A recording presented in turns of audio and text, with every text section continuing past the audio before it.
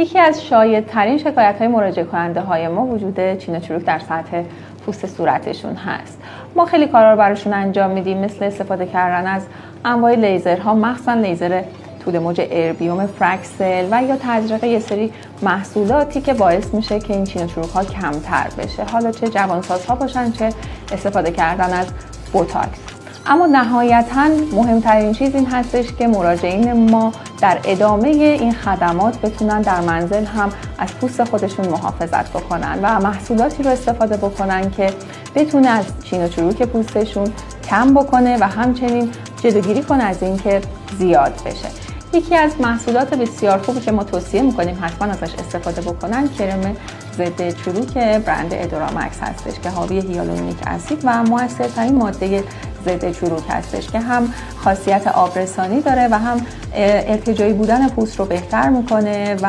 جلوگیری میکنه از اینکه چین و چروک روی پوست بیفته و استفاده کردن از این باعث میشه که تمام خدماتی که ما به مراجعه کننده هامون ارائه دادیم اثرش ماندگارتر باشه و میتونن روزی 2 بار از این کرم استفاده بکنن.